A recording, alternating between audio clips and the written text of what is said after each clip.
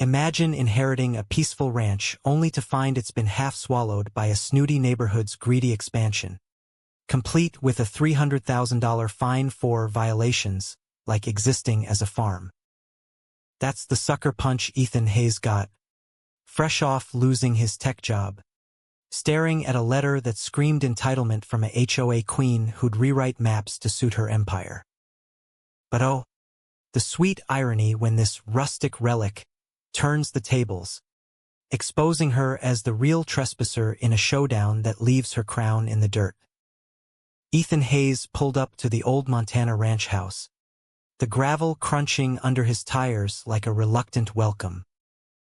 Dust swirled in the late afternoon sun, and the place looked every bit the time capsule he'd remembered from boyhood summers.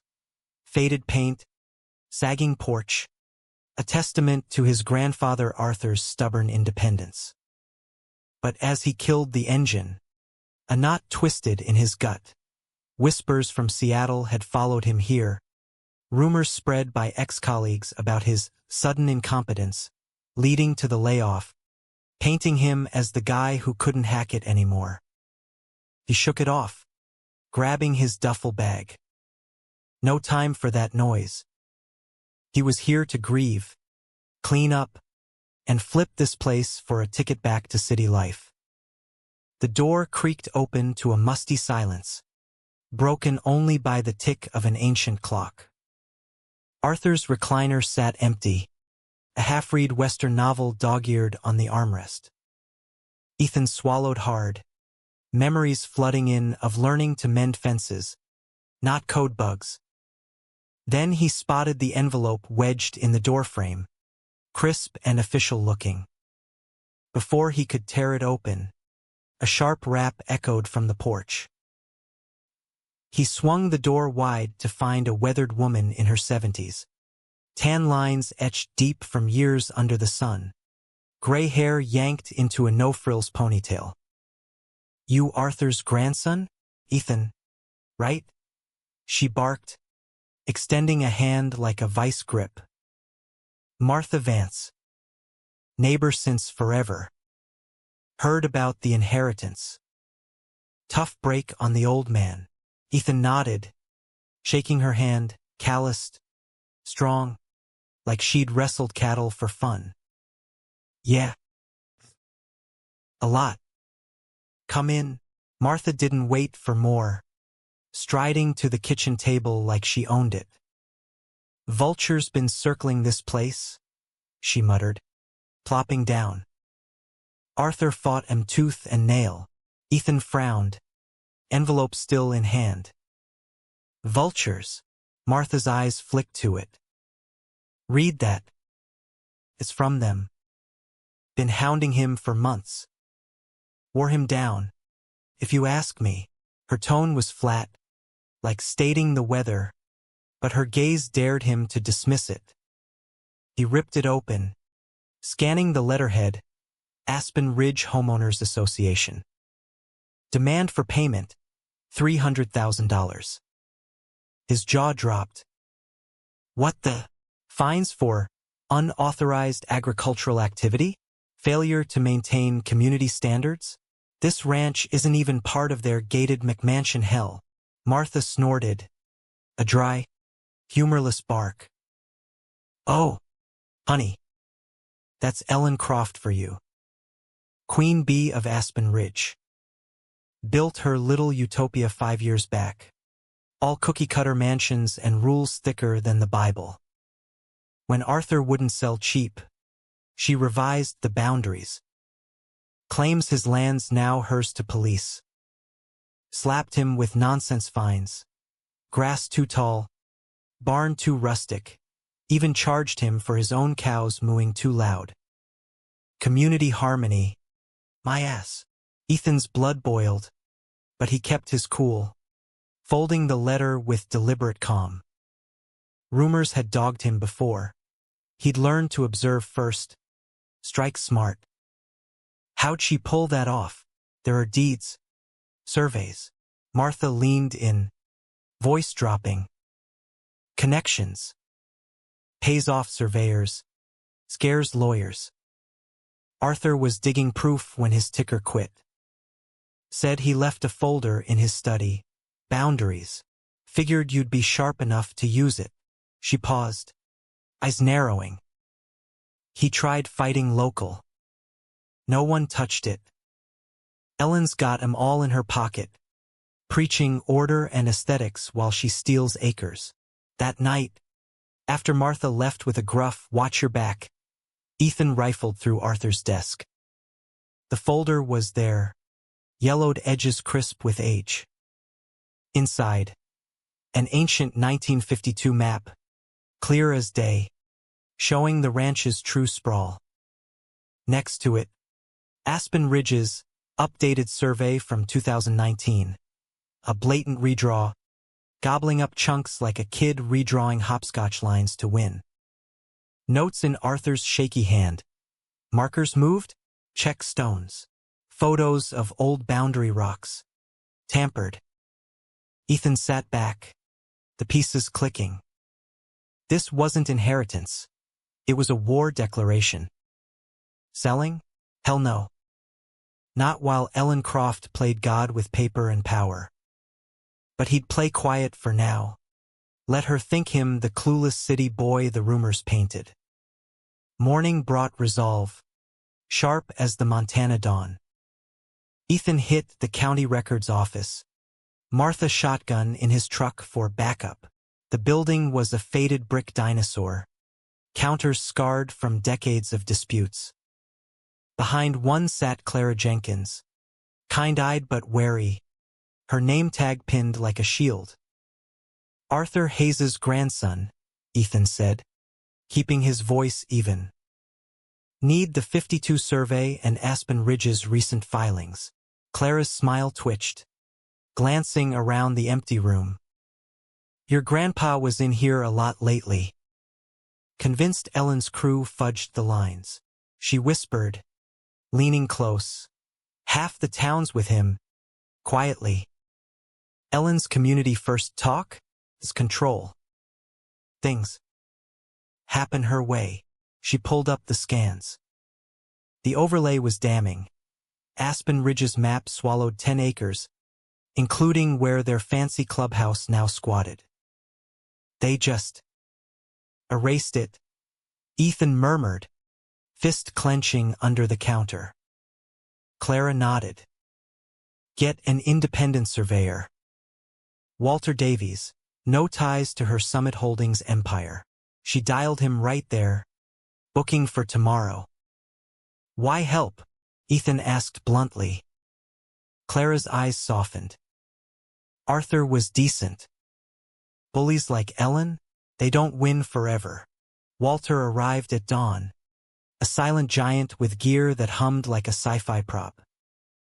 He trudged the land for hours, Ethan trailing quietly, noting the man's grunts at odd GPS glitches near the disputed edge.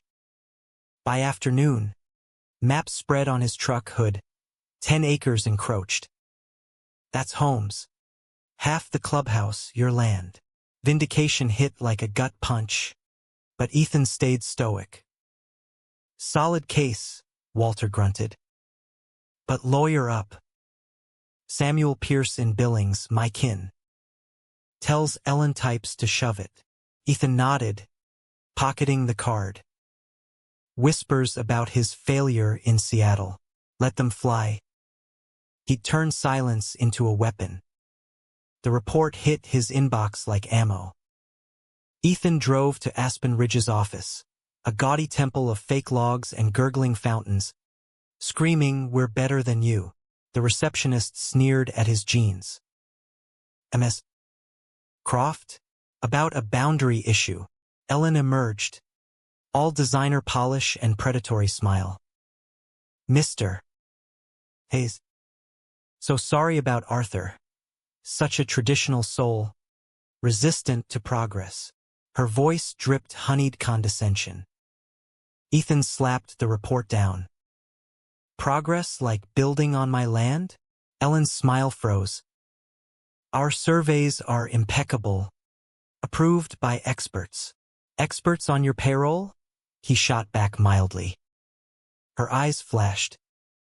Stressed. Are we? Understandable. After your career hiccups in Seattle. Ethan blinked. How'd she know? But he kept cool. Fines are due. Or lien incoming. Or sell. A tech washout playing cowboy? Adorable, but impractical. Driving home. Rage simmered. Especially at the cut fence, 3 neat snips. A petty hello? Ellen's dirty play? Noted. That night, he called Pierce. Felony fraud, the lawyer growled. She'll drag it out. Bleed you. Attend their HOA meeting, observe. The HOA hall buzzed with residents in polos. Ellen presiding like a queen. Order, she snapped, gavel whacking. Agenda, fines, rules. When a resident complained about dues hikes, Ellen cooed, for our pristine community, dear. Standards must be upheld. Ethan sat silent, watching her manipulate votes, shut down dissent with civility lectures. Post-meeting, whispers reached him. That Hayes kid, troublemaker, like his grandpa. He smiled inwardly. Let them talk. Tensions cranked up as Pierce filed suit. Ellen's motions flooded in delays, countersuits for harassment. Ethan found allies. A whistleblower construction worker, spilling on adjusted markers. Ellen ordered it. Progress demands flexibility. Then, digging deeper in Arthur's files, Ethan hit gold. A 1975 water rights contract with a defunct company, acquired by Summit. Coordinates? Dead on the encroached land. Royalties unpaid for years. They knew, he whispered. Rumors amped. Ethan's unstable, digging up dirt to extort. He stayed mum, building his case. Confrontation brewed. Ethan requested a settlement meet, letting her think he'd fold. In her office, he slid the contract over. You knew the boundaries. Owed royalties too. Ellen's facade cracked, knuckles white. What do you want? Truth. Drop fines. Pay up. She laughed bitterly. Power? I own this valley. Problems like you vanish. Accidents happen. Ethan. Recording legally. Pressed. Threat. Record away. No one believes failures over me. Arrogance. Pure and mockable. Pierce pushed for a hearing. Judge Olay.